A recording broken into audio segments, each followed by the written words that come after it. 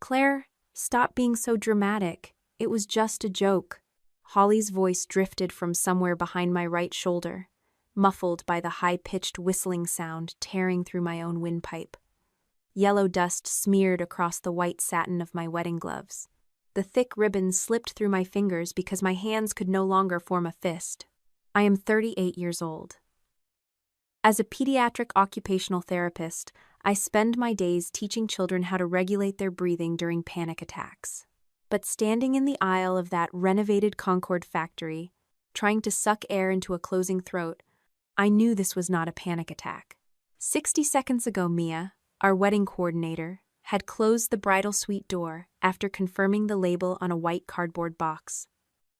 The label clearly read, "All silk, allergy cleared." Then my sister walked in. Holly carried a bouquet identical to the approved photos and shoved it into my hands. The arrangement felt heavy, too heavy for artificial stems. The satin wrap was ice cold against my palms, and a distinct damp spot pressed into my thumb. My brain tried to process why fake flowers would feel like they had just left a refrigerator. Before I could form the question, the processional music started. Holly placed her hand flat against my spine. "The guests are waiting," she whispered, pushing me out the double doors. The smell hit me before I reached the third row of chairs. A thick, aggressively sweet scent that absolutely did not belong to fabric. My throat closed instantly. A violent itch started at the base of my tongue, and my voice turned into a raspy scrape. "Take it away," I gasped, trying to shove the heavy arrangement back toward Holly. My sister stepped backward. Lifting her company camera, she pointed the lens straight at my face. A laugh escaped her throat as she told the lens that I always had to turn everything into a problem. From the front row, our mother caught my eye. Diane offered a tight, composed smile and made a sweeping motion with her hand. "Keep walking," her gesture demanded. "Do not ruin the aesthetic." The bouquet hit the floor as my knees buckled. Someone shouted from the fourth row. "Vanessa." The vice president of brand at Bright Path Living and Holly's direct boss bolted out of her seat. Taking one look at my swelling lips, she heard the wet rattling in my chest. "Call 911, Vanessa screamed at the room. She dropped her purse, ripping the zipper open to pull out a yellow auto-injector. Holly did not drop her camera. She turned to her assistant standing near the aisle runner. "Did you get the close-up?" Holly asked, her voice completely steady. Vanessa lunged forward. She snatched the phone right out of my sister's hands. Ethan was there then. My husband dropped to his knees in his tuxedo, not yelling, not trying to play doctor. Gripping my shoulders, Ethan kept me angled exactly the way Vanessa instructed. He held me steady as she uncapped the needle and drove it into my outer thigh. Through the haze of adrenaline and lack of oxygen, movement near my feet caught my attention. "Guests are stepping on it," Diane announced. My mother reached down to grab the scattered flowers off the floor. Words were impossible.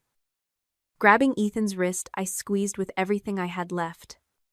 My shaking finger pointed at the bouquet, then at the camera Vanessa held. Ethan followed my gaze. He stood up, stepping squarely between Diane and the flowers. "No one touches that," he told my mother. His tone left no room for debate. Mia appeared with an empty plastic bin.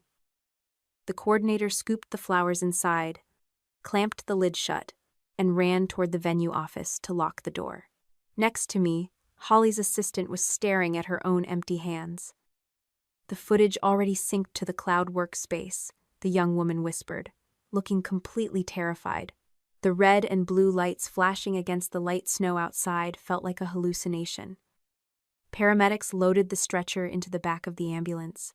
Diane stood near the open doors. "The florist must have made a terrible mistake," Mom announced loudly to the remaining guests. Holly was crying now. Not for me. She gripped her hair, sobbing about how a scene like this would ruin her upcoming promotion. Lying on the gurney with a plastic mask strapped to my face, I pulled my phone from the hidden dress pocket. The edges of my vision blurred. Still, my thumbs found the keys to send Ethan 3 short lines. "Do not confront her. Save everything. Call Rachel."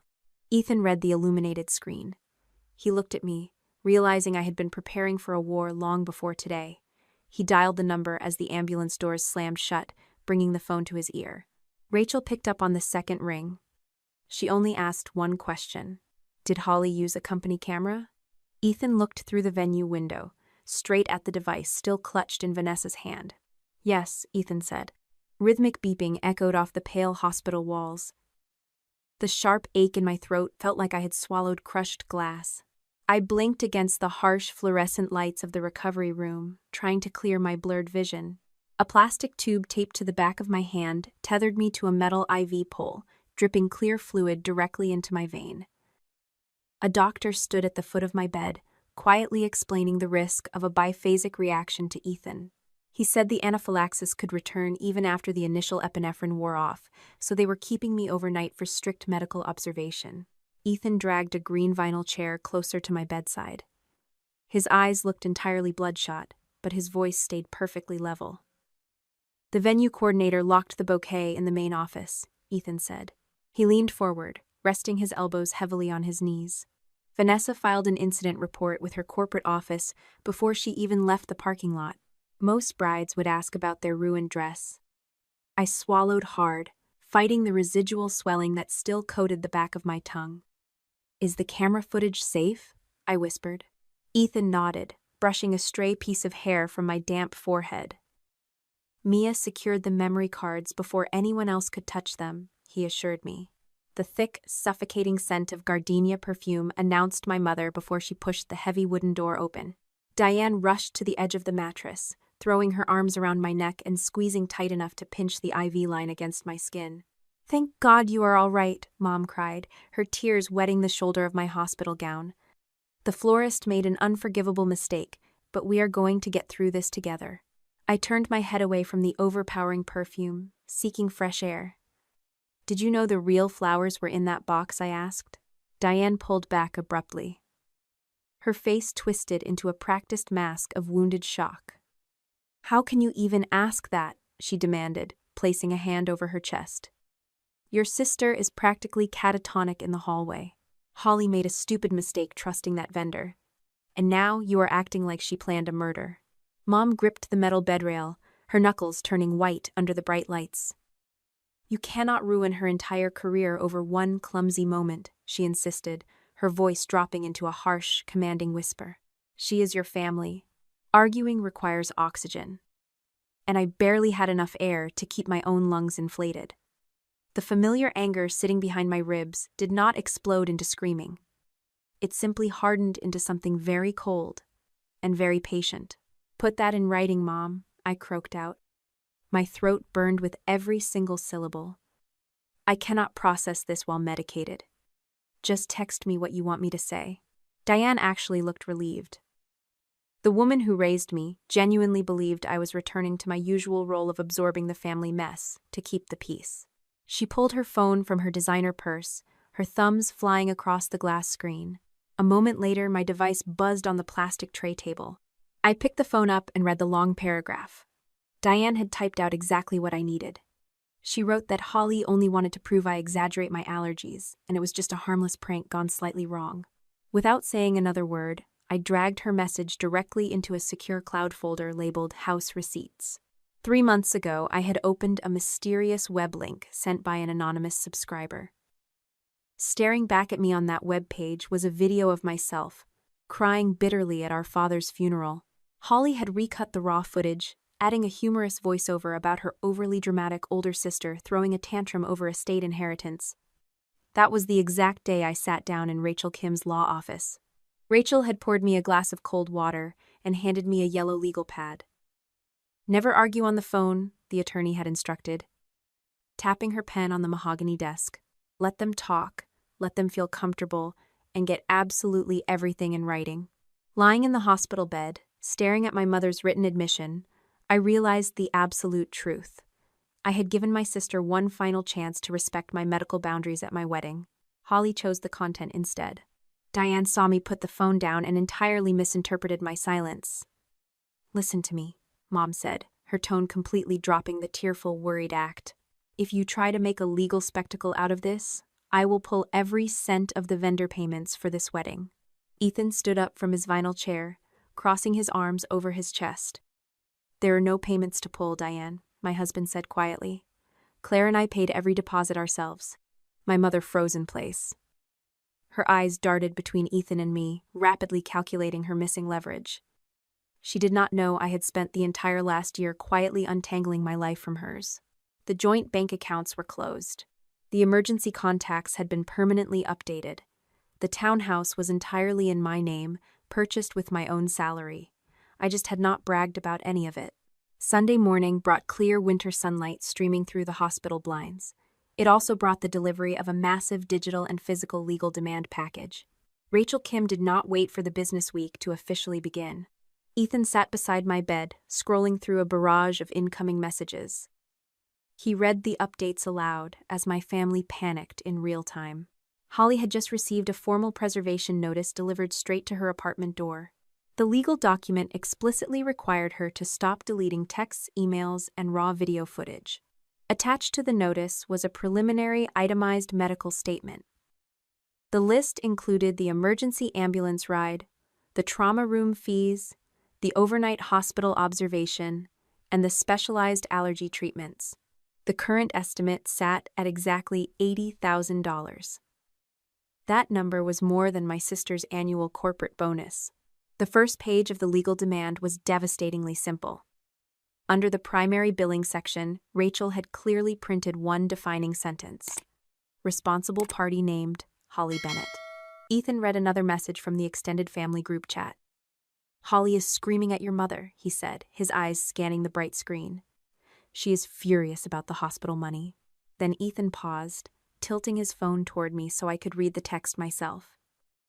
He pointed to the final paragraph of the preservation notice Rachel had sent. The clause specifically demanded a legal hold on all BrightPath Cloud uploads associated with the Bennett wedding project. My sister had probably spent all night desperately scrubbing the event footage from her personal phone, but the company camera automatically synced to a corporate server. Holly just realized her employer held the undeniable evidence she could no longer erase. My phone vibrated against the plastic hospital tray table, the buzzing sound sharp and annoying in the quiet room. Another notification joined the dozen already stacking up on the locked screen, illuminating the dark glass. Ethan picked up the device, his thumb scrolling past a barrage of text messages from aunts and cousins. Holly had just posted a perfectly curated update across all her social media channels, striking before I could even speak for myself. She painted a heartbreaking picture of a frightening medical incident interrupting her beloved sister's wedding, carefully asking for privacy while heavily implying a careless florist had mixed up the orders. Relatives flooded my inbox with demands to forgive my sibling, begging me not to let a simple vendor mistake cost Holly her corporate job. I stared at the water stains on the ceiling tiles and chose absolute silence. Answering them would only give my sister the emotional argument she desperately needed to validate her victimhood, and I refused to play my assigned role anymore. The sharp ringtone of Ethan's cell phone broke the tension in the recovery room. My husband glanced at the caller identification before answering, spoke in low, clipped tones for a moment, and then handed the device directly to me. Vanessa Grant was on the line. The vice president of brand at BrightPath Living did not offer shallow pleasantries or empty wishes for my recovery. Her voice carried a heavy, professional weight that commanded attention. Vanessa formally apologized for not recognizing that her employee was actively using my wedding as a corporate project, her tone tight with restrained anger. She explained that the camera my sister carried belonged to the company, and the raw footage had automatically uploaded to their secure digital workspace the exact moment it was recorded. Vanessa asked for my explicit permission to place a legal hold on those files for their internal compliance review, and I agreed immediately. But I made one condition incredibly clear. BrightPath could use the data for their investigation, but they did not have the right to tell my story to the public. My body, my narrative, and I would maintain strict control over who saw my physical collapse. Rachel Kim arrived at the hospital an hour later. The attorney pulled a printed document from her leather briefcase and laid it flat across my knees. It was the allergy protocol email I had sent exactly 3 weeks before the wedding. We looked at the response printed at the very bottom of the page. Holly had replied within 10 minutes of receiving the medical warning. "Got it," my sister had typed. "Fake flowers only, I promise." That single printed line dismantled the entire narrative my family was desperately trying to build.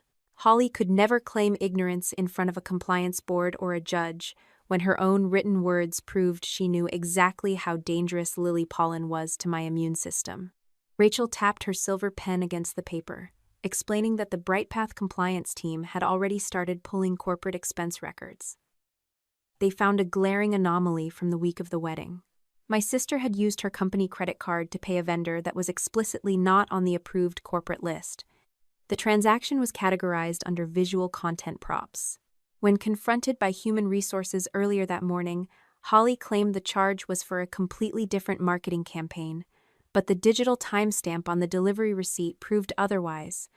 A courier had dropped that exact package at the Concord venue at 9 a.m. on Saturday, just hours before my throat closed. My college roommate sent a text message right after Rachel left the room. She told me to post the raw video of my allergic reaction online to make the public turn against Holly. The suggestion made my stomach twist into a hard knot, and I handed my phone back to Ethan. I refused. That footage showed my physical body failing, my breathing stopping, and my dignity stripped away in front of 100 guests. Holly had already tried to turn my humiliation into a consumable product for her audience, so posting the video myself would only continue the cycle of exploiting my own trauma for engagement. My revenge required strict boundaries, and I would not become the very monster I was fighting. Later that afternoon, an encrypted email arrived from Vanessa. She had forwarded a file her information technology department had recovered from my sister's corporate drive. Ethan opened the attachment on his tablet, sitting on the edge of my hospital bed so we could read the text together. It was a formal content strategy deck. The title page read, "My dramatic sister finally learns to loosen up." The document outlined a complete promotion case study, proving my sister had drafted captions weeks in advance. She described how her control-freak sister discovered her wedding flowers were real and finally learned to take a joke. The primary goal of the project was explicitly listed as driving viewer engagement to secure a vice president title. The prank was never a spontaneous, clumsy mistake. It was a carefully calculated career pitch. Ethan scrolled to the final page of the presentation. His breathing hitched, and his hand tightened around the plastic casing of the tablet. He pointed to a small, highlighted note tucked into the margin of the document. "Mom guarantees Claire will react exactly the way we need." The sharp vibration of my cell phone broke the quiet atmosphere of our townhouse living room. Reaching across the wooden coffee table, I watched Mia's name flash across the bright screen.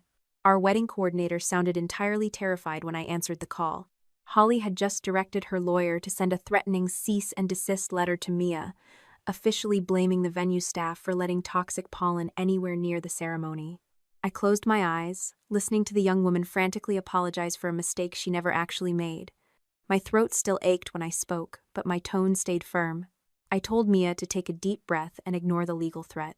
I did not need a convenient scapegoat to take the fall for my family, but I desperately needed her to share every piece of documentation she possessed. 10 minutes later, a heavy image file landed in my email inbox. Mia had sent a high-resolution photograph taken exactly 1 hour before the processional music started. The picture showed the approved artificial arrangement resting safely inside its white cardboard delivery box. Zooming in on the screen, a tiny manufacturing imperfection became visible. One single silk petal near the center, folded sharply at an unnatural angle, and a loose silver thread hung freely from the satin binding. That specific bent petal proved everything. The frozen, heavy mass of flowers shoved into my hands outside the sanctuary doors had possessed perfectly crisp edges and a flawless ribbon wrap. My sister had not simply mixed up two identical boxes in a chaotic bridal suite. She had commissioned a deliberate replica.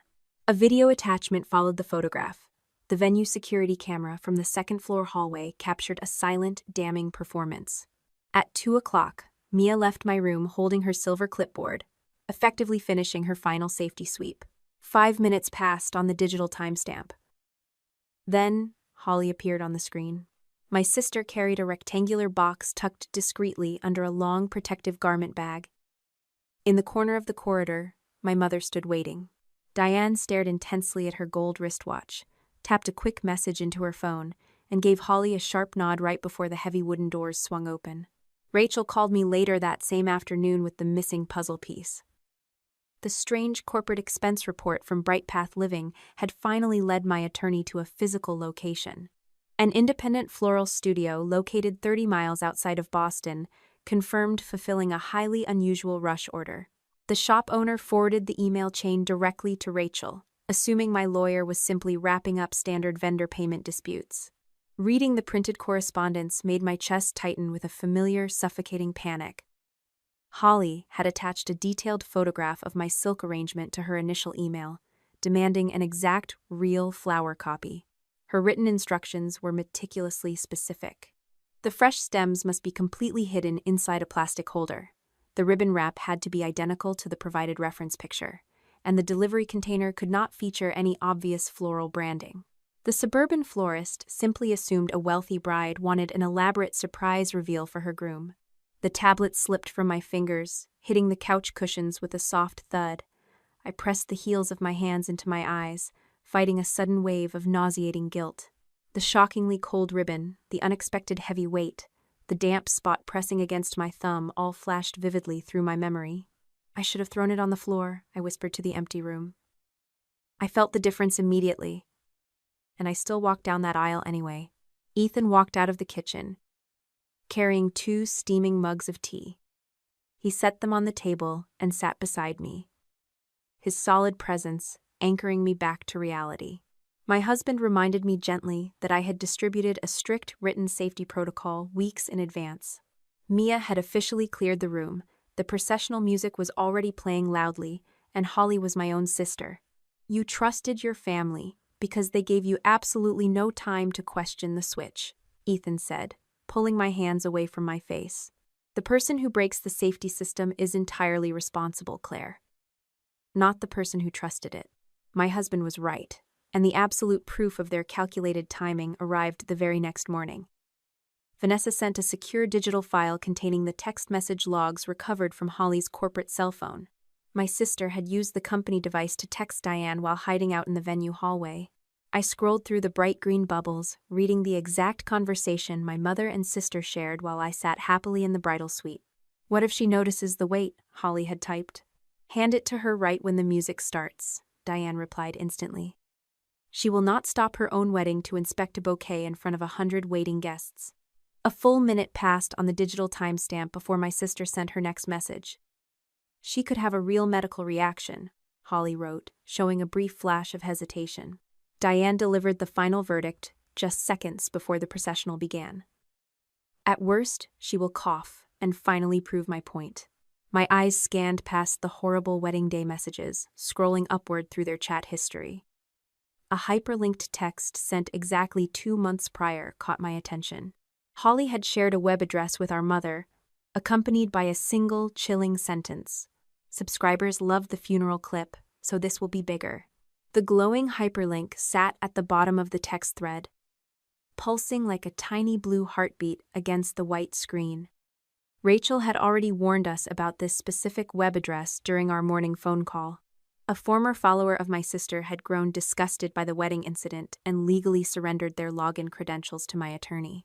Ethan brought his laptop to the coffee table, carefully typing the provided username and password into the portal. The web page loaded in a grid of brightly colored thumbnails. A massive banner across the top read, "The Bennett Family Chaos Archive." My stomach twisted into a tight knot. Staring back at me from the screen were dozens of stolen moments. I recognized the green wool coat I wore 3 winters ago, the familiar floral wallpaper of my old apartment, and the exhausted slump of my own shoulders. Holly had monetized my entire existence. Ethan moved the cursor over a video titled, "Sister Loses Her Mind Over Inheritance." He glanced at me for permission, and I gave a stiff nod. The speakers clicked softly before playing the audio of my own jagged sobbing. The footage showed me standing in the driveway of our childhood home, wearing a black dress, wiping mascara from my cheeks just 2 days after our father died. A bouncy text graphic popped across the screen, claiming I was throwing a massive tantrum because I did not get the vintage car. My hands curled into tight fists against my thighs. I remembered that exact afternoon with perfect clarity. Mom had just casually mentioned selling Dad's antique watch collection to a pawn shop without asking anyone. Holly stood by the driveway, promising she was only texting a friend, but her phone lens had been pointed directly at my grief. She took my pain and rewrote the narrative for an audience of paying strangers. We clicked the next file, moving chronologically through the nightmare. A video from 2 years ago showed my sister whispering into her front-facing camera, hiding in my guest bedroom. Holly told her subscribers that I had kidnapped her and confiscated her phone because my need for absolute control was spiraling out of hand. The reality of that particular weekend hit me like a physical blow. Holly had shown up at my townhouse at 2 a.m, weeping over a catastrophic public relations mistake she made with a major wellness client. I stayed awake all night, pouring coffee and drafting a professional apology email to save her career. I kept her hidden in my house to protect her from our mother's relentless judgment. Following Rachel's strict advice about documenting everything, I had saved those drafted apology emails and the grocery receipts from that weekend. Opening my secure house receipts folder on the tablet, I aligned my saved files with the video upload dates.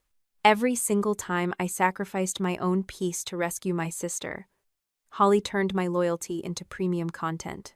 The deepest betrayal did not come from the camera lens. It came from the voice speaking behind it. Ethan clicked a blurry audio file labeled Medical Update on the difficult one. The recording discussed my private blood test results and my recent decision to start attending specialized therapy. Only one person on Earth knew those specific medical details.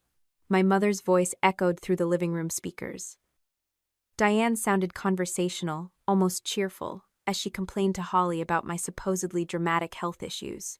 The digital metadata attached to the original file showed the exact origin of the recording.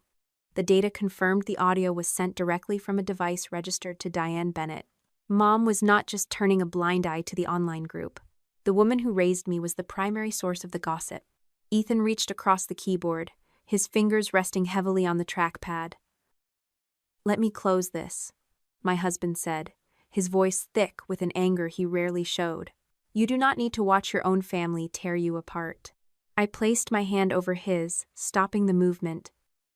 A heavy exhaustion settled deep in my bones, but the cold logic finally overpowered the shock. "We keep going," I told him, keeping my breathing steady. "We watch one file at a time, we log the exact timestamp, and we build the timeline." We spent the next 3 hours working like forensic accountants, mapping my personal tragedies against the company files Vanessa had provided. The corporate compliance team had unearthed a detailed revenue dashboard my sister submitted for her promotion pitch. The graph showed a massive spike in paying subscribers during the month of my father's funeral. Engagement numbers skyrocketed again the week I had my first severe allergic reaction at a family dinner. Holly built her entire professional portfolio on my misery, and BrightPath Living had the financial records to prove it. Scanning the bottom of the revenue spreadsheet, a recurring expense line caught my attention. Every single month, my sister transferred a substantial portion of the subscription money out of her account. The transaction description was clearly labeled as Diane Consulting. My mother was getting paid for every secret she surrendered. I opened my own banking application on the tablet, pulling up my transfer history from 3 years ago. I scrolled back to a specific Tuesday in November. That was the afternoon Diane sat at my kitchen counter, crying into a tissue, swearing she could not afford a necessary dental surgery. I had drained my emergency savings that day, handing over a massive sum because I could not bear to see my mother in pain. Comparing the 2 digital screens, the ultimate truth finally clicked into place. The very first consulting fee Diane received from the paid content group was deposited into her account exactly 2 days after she took my emergency savings. I paid for a surgery she could already afford, while she collected a paycheck for selling the story of my financial struggle. The glowing screens of the laptop and tablet illuminated the dark living room, casting harsh shadows across the walls. Staring at the bank transfer dates side by side, the ultimate truth settled heavy and cold in my chest. 3 years ago, freezing rainwater had leaked steadily through the ceiling of our townhouse during a massive winter storm. Ethan and I had diligently saved for months to replace that damaged roof. We drained that exact savings account to pay for Mom's emergency dental surgery because she sat at my kitchen counter, weeping miserably into a paper napkin about surviving on a fixed income. Diane never actually lacked the funds. The woman simply wanted to see if I would still play the role of the endlessly sacrificing daughter. My quiet kindness was never appreciated or respected. It was only documented by my own family as absolute proof of how easily I could be manipulated. The telephone began ringing early the next morning.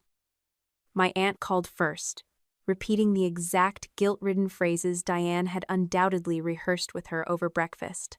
A younger cousin left a long voicemail an hour later, warning that a corporate firing would absolutely destroy our mother's fragile health. Nobody bothered to ask how my throat felt. Nobody inquired about the emergency room or the terrifying ambulance ride. When my uncle finally dialed my number, I answered the call. He instantly launched into a stern speech about keeping messy problems inside the house, reminding me that blood is thicker than water. "Did you read the written allergy protocol I sent 3 weeks ago?" I asked him, keeping my voice completely steady. "Have you watched the security footage of me collapsing in the aisle?" Heavy silence filled the speaker. My uncle awkwardly admitted he had not seen any documents or videos. "Then you are operating on completely incomplete information," I told him. "Every single future communication regarding this incident needs to go directly through my attorney." I pressed the red button, ending the conversation before he could utter another empty platitude. Rachel requested a secure video conference right before lunch. The attorney's face appeared on my laptop, looking distinctly unimpressed as she read from a newly received legal file.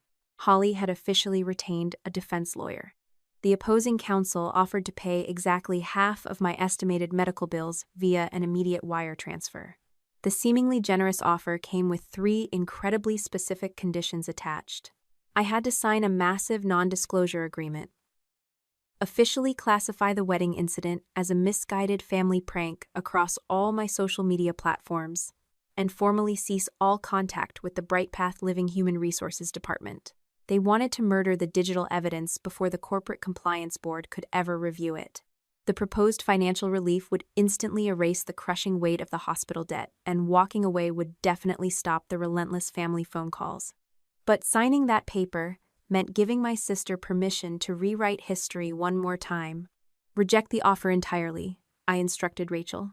Ethan brought 2 mugs of dark roast coffee to the table, setting a yellow legal pad in front of me. We needed a concrete strategy, something measurable that did not rely on changing the minds of our stubborn relatives. Rachel, Ethan, and I spent the next hour defining 3 absolute targets. We required full medical restitution, complete privacy accountability regarding the paid internet group, and ironclad legal protection from future contact. A younger, angrier version of myself would have demanded a public apology, desperately hoping to make the internet hate my sister. I crossed that thought completely out of my mind. Chasing public vindication would only turn me into someone who valued a digital audience over actual peace. I chose quiet, undeniable results instead. The strategy felt completely solid until my cell phone vibrated with an incoming voice note. The screen displayed a notification I should never have received, considering the strict legal boundary Rachel had just established.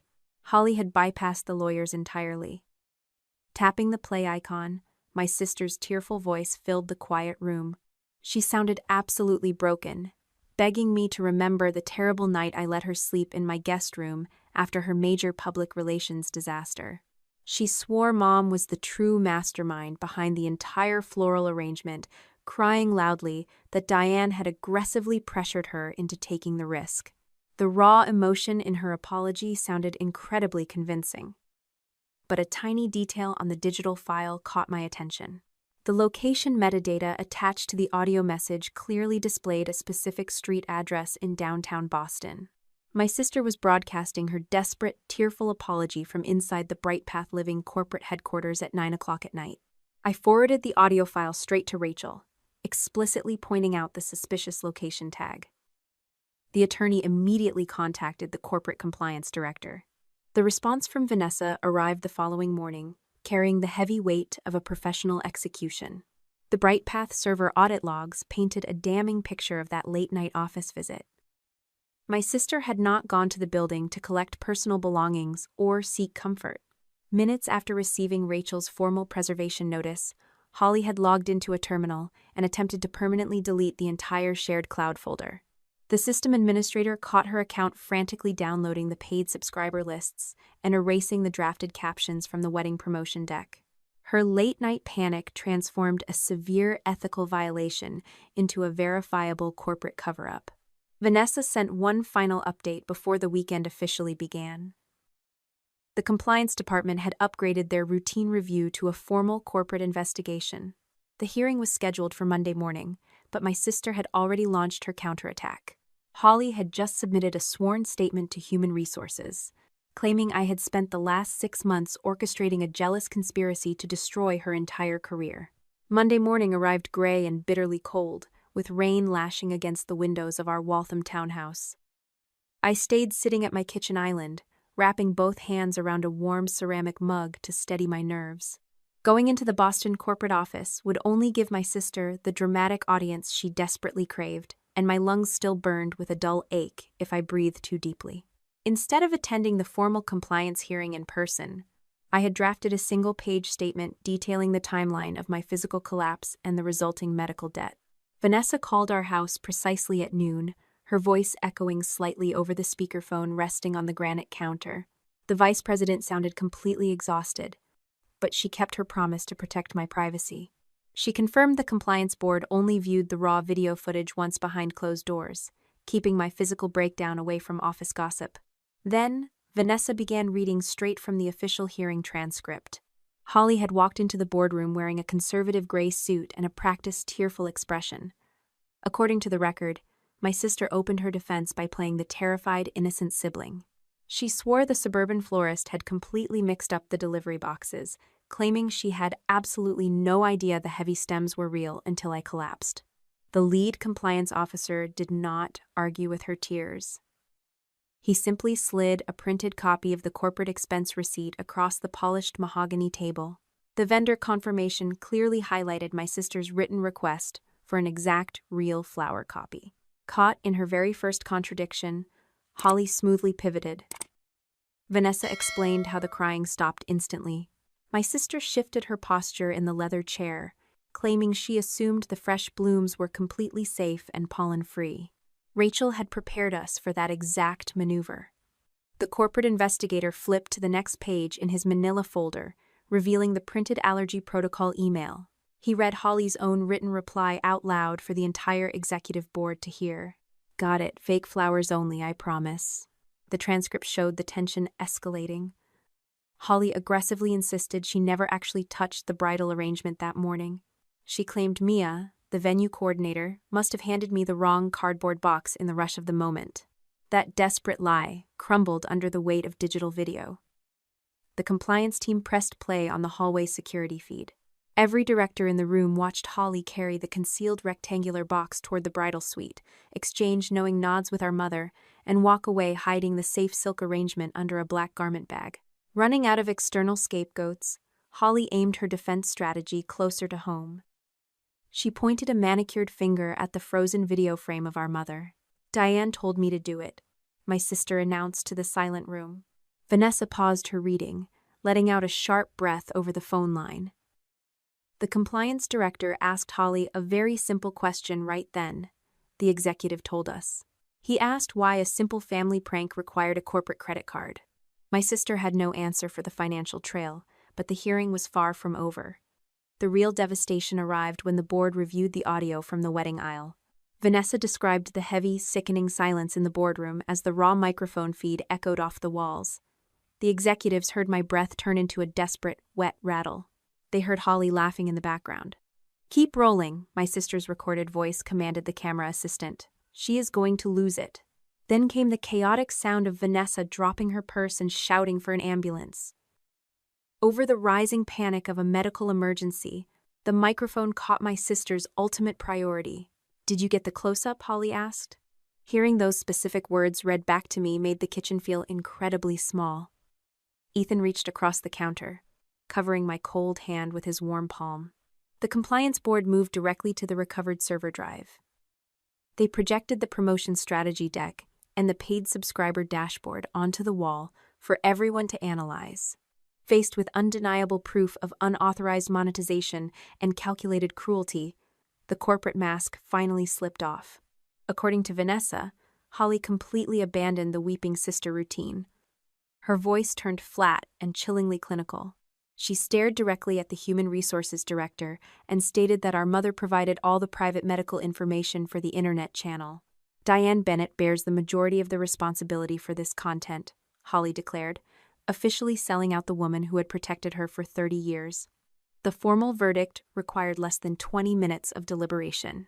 Bright Path Living terminated Holly effective immediately for gross misconduct, unauthorized misuse of corporate resources, dishonesty during an active investigation, and the attempted destruction of company data.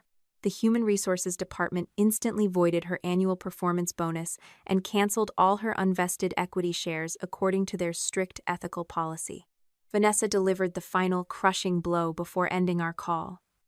The company lawyers were officially handing the entire investigation file over to their liability insurer and the proper law enforcement authorities. Furthermore, 3 major brand partners had already paused their lucrative sponsorship contracts pending a criminal review. My sister had gambled her entire career on a single cruel video, and she lost absolutely everything. Ethan carried our empty coffee mugs to the sink, turning on the warm water. I stayed seated at the island, staring at the dark screen of my phone, trying to process the sheer scale of the destruction. The golden child had finally faced a consequence she could not cry her way out of. To save herself, she had thrown our mother directly under the moving wheels. 10 minutes later, the quiet peace of the kitchen shattered. My cell phone buzzed against the granite counter, vibrating violently with an incoming call. The caller identification displayed Diane Bennett. I almost let the device ring straight into voicemail, but Rachel had instructed me to collect every single piece of evidence, and a fracturing alliance always produces careless mistakes. I tapped the green button and brought the speaker to my ear. Mom did not bother with a standard greeting. She sounded completely breathless, her voice trembling with a frantic, unhinged energy. "I just received a call from your sister's lawyer," Diane gasped out. Holly gave them my name, and she told them I co-designed the reaction plan for the wedding. I kept my mouth shut, letting the heavy silence pull the truth out of her. "Your sister is lying to save her own skin," my mother desperately declared into the phone. "Do not listen to her, Claire. I have the proof that she planned everything." The sound of Diane's frantic breathing echoed through the phone speaker. The woman who had spent 30 years demanding my absolute loyalty was now offering up her favorite child on a silver platter. My mother promised to deliver undeniable evidence that Holly knew the flowers were dangerous all along. Her voice dropped into a conspiratorial whisper, suggesting a simple trade. Diane wanted me to completely remove her name from the civil lawsuit. Furthermore, she expected a formal invitation to whatever replacement wedding ceremony Ethan and I decided to host in the future. I stared at the rain sliding down the kitchen window, feeling a strange, hollow calm settling over my chest. "Will you send every single text message on your phone directly to my attorney?" I asked her. Heavy, suffocating silence filled the line. Diane wanted to control the narrative, not surrender her entire digital history. I pressed the red button and placed the device face down on the granite counter. The legal discovery process consumed the next 2 months of our lives, turning our dining room table into a mountain of printed transcripts and highlighted timelines. Rachel worked relentlessly, pulling every thread of the fractured alliance. Holly formally submitted a completely new defense strategy through her legal counsel. My sister officially claimed our mother had emotionally manipulated her into believing my severe allergy was entirely fabricated.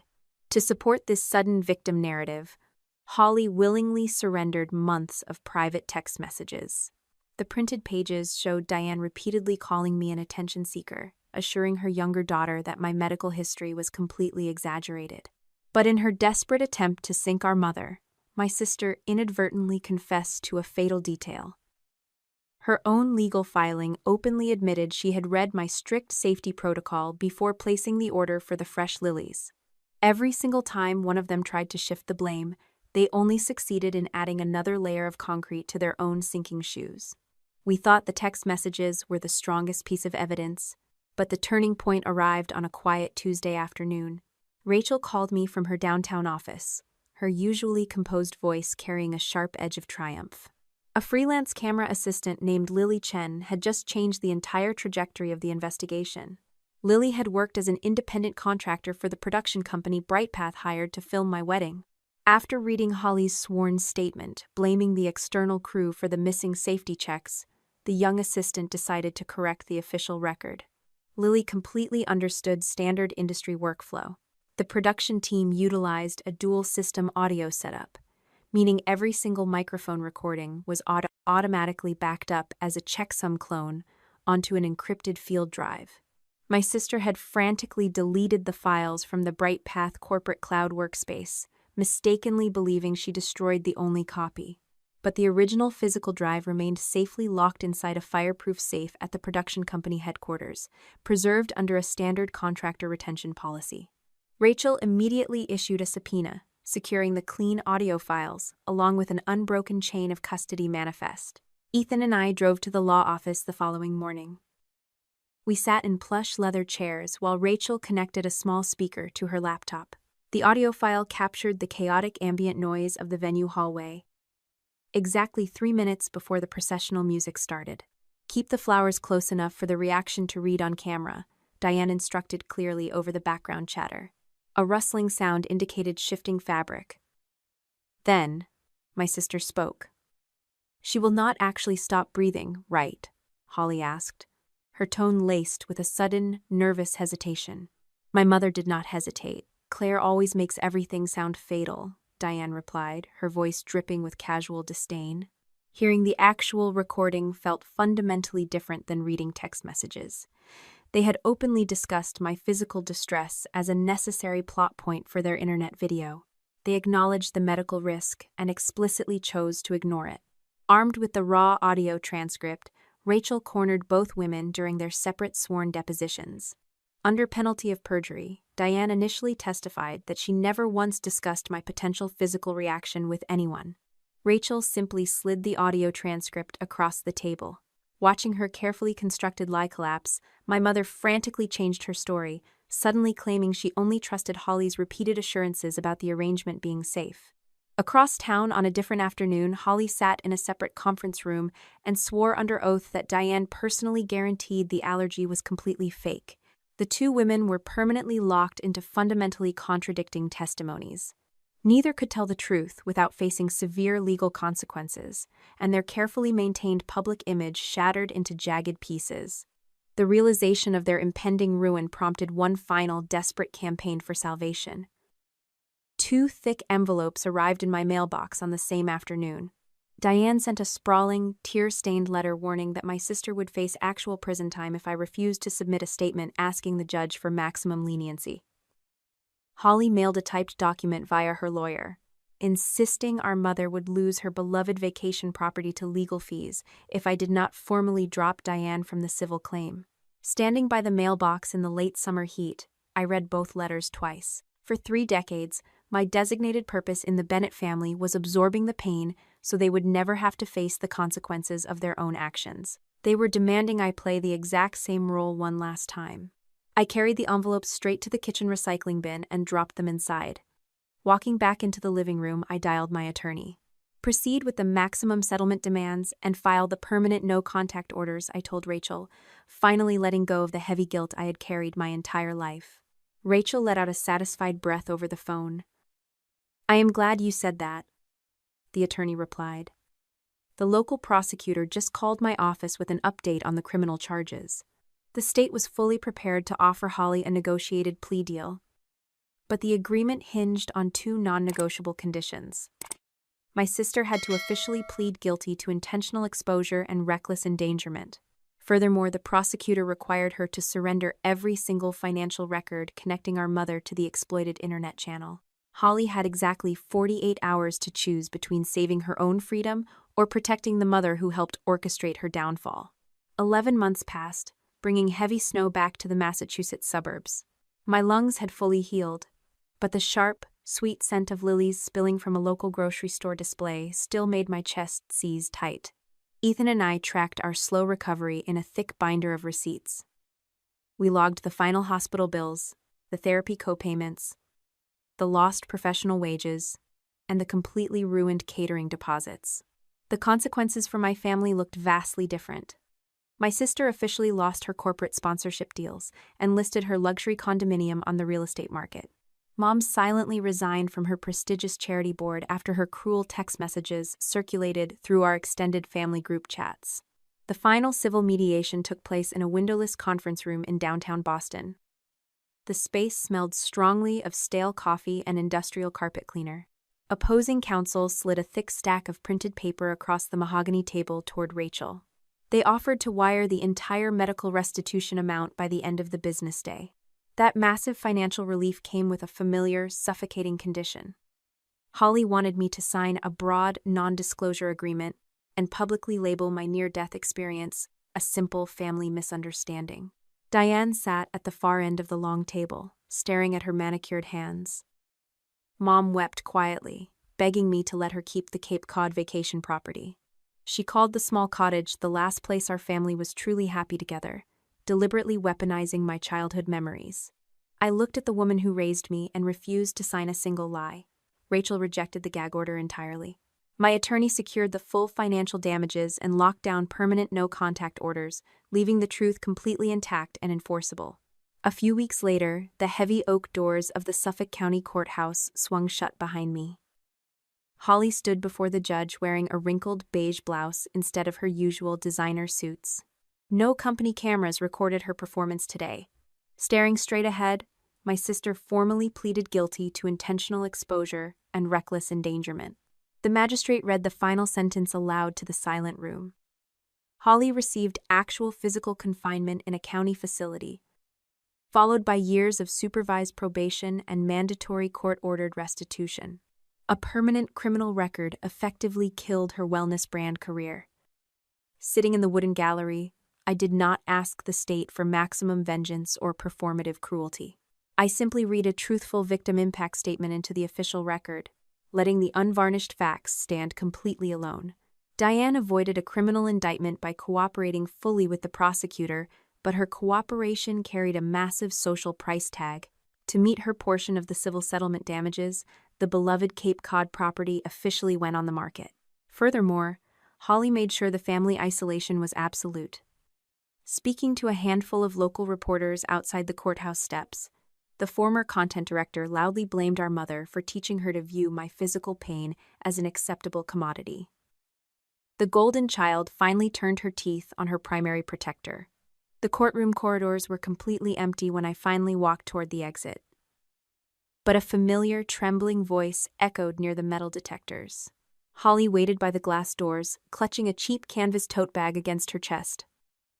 "Are you happy now?" she asked. Her tone cracked, completely devoid of any polished internet charisma. "You completely destroyed your own sister." I stopped walking. I did not raise my voice, and I did not look away from her tired eyes. "I did not order a duplicate flower arrangement," I told her quietly. "I did not turn on a company camera while someone choked. I did not write those mocking captions, and I certainly did not try to delete corporate files in the middle of the night." Her jaw tightened, desperately searching for an excuse that no longer existed. "I only stopped deleting the consequences," I said. My sister had absolutely no response because every single terrible outcome connected directly to a choice she made. She turned and pushed through the heavy glass doors, disappearing into the crowded city sidewalk. Before I could reach the exit myself, Diane stepped out from the shadow of the marble staircase. Mom held a folded piece of notebook paper in her shaking hands. She begged me to release a brief public statement confirming she had simply made a terrible mistake. She claimed the entire family desperately needed a united front to heal properly. Reaching into my winter coat pocket, I pulled out a printed transcript of her venue hallway text messages. I laid the paper flat on the security desk between us. "You made the exact same choice for years," I said, watching her gaze drop to her own printed words. "The wedding was simply the first time it nearly killed me." I turned my back on her and walked out into the freezing winter air, pulling my coat tight against the wind. For the first time in 38 years, I did not look over my shoulder to see if my mother was crying. Exactly 1 week later, my cell phone vibrated on the kitchen counter. Mia sent a photograph of a white cardboard box sitting on an industrial metal shelving unit. The original artificial arrangement was finally being released from the local evidence lockup. The silk petals still looked perfectly crisp, completely untouched by the chaos they inadvertently caused. "Do you want the fake flowers back?" the coordinator asked in a following text message. "Or should I just destroy the box?" The air inside the local police precinct basement smelled of floor wax and old paper. Mia stood beside me as a bored clerk slid a white cardboard box across the scratched metal counter. Tearing the evidence tape required a small pocket knife, and the thick cardboard gave way with a hollow pop. Inside the dusty container rested the original artificial arrangement. Reaching down, my fingers brushed the single-folded silk petal and the tiny, loose silver thread near the stem. For 11 long months, this specific object had represented absolute terror in my mind. Touching the cold fabric now, the fear quietly evaporated. The fake flowers did not betray my trust. My own family simply weaponized a beautiful thing to serve their selfish needs. Grabbing the edge of the white satin binding, I unwrapped the thick ribbon entirely and dropped the fabric straight into a nearby trash can. "We are keeping the bouquet," I told Mia, closing the cardboard lid. Heavy spring rain hammered against the ceiling of our Waltham townhouse a few weeks later. Sitting on the living room sofa, listening to the downpour, brought a deep and profound sense of peace. The water did not leak into the kitchen anymore because Ethan and I finally hired a contractor to replace the entire roof. We paid the massive invoice, using the exact savings account Diane had tried to drain for her fake dental emergency.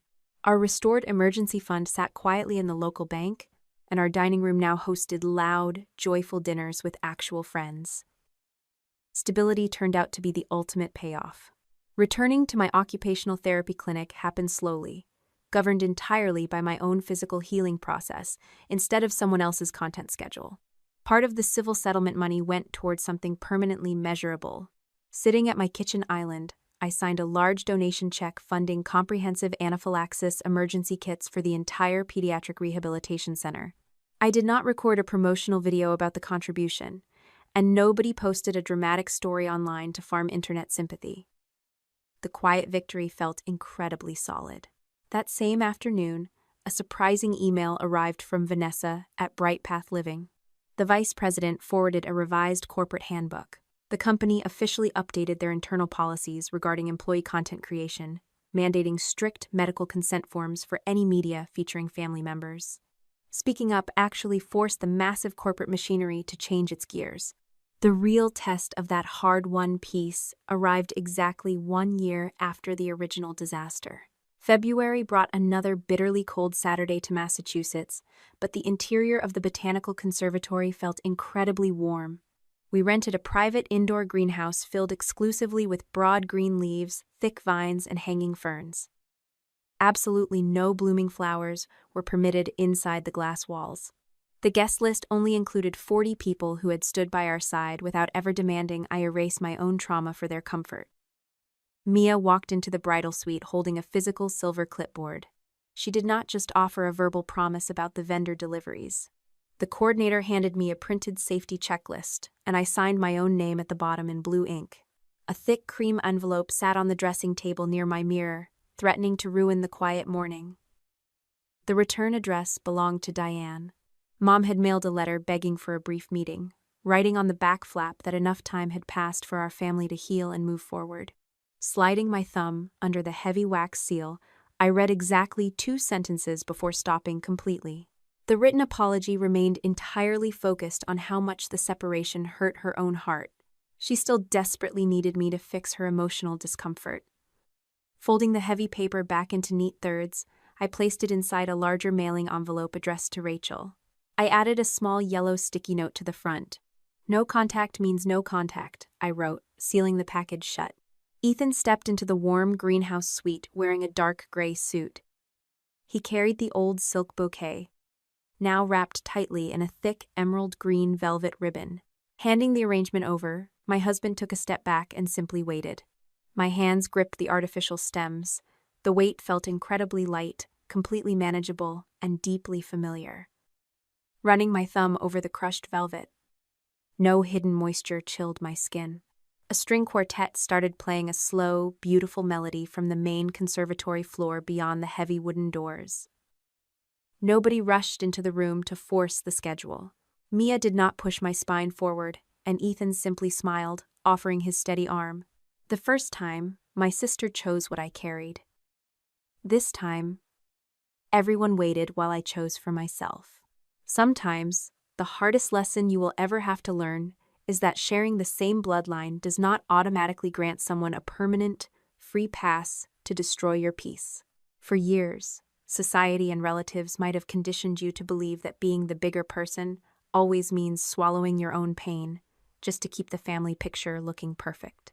But walking away from a toxic, exploitative dynamic is never an act of selfishness. It is a fundamental act of survival. You cannot heal in the exact same environment that continuously breaks you down. When people repeatedly demonstrate that they value their own comfort, their public image, or their personal gain over your actual physical and emotional safety, you have to believe their actions over their empty apologies. Forgiveness is a beautiful concept, but it does not require giving anyone another opportunity to hurt you. You have every absolute right to document the truth, draw an unbreakable line in the sand, and completely refuse to absorb the consequences of their terrible choices. True family protects you from the fire, rather than pushing you directly into the flames and expecting you to laugh at the burns. It takes immense, heartbreaking courage to finally stop setting yourself on fire just to keep other people warm. You deserve to build a stable, quiet life where your personal boundaries are respected, rather than constantly treated as a challenge to overcome. Have you ever had to make the agonizing choice to walk away from a close family member to protect your own physical or mental well-being? And what was the specific moment you finally realized that enough was enough? Share your own journey in the comments below, because your quiet courage might be exactly what another woman desperately needs to hear today.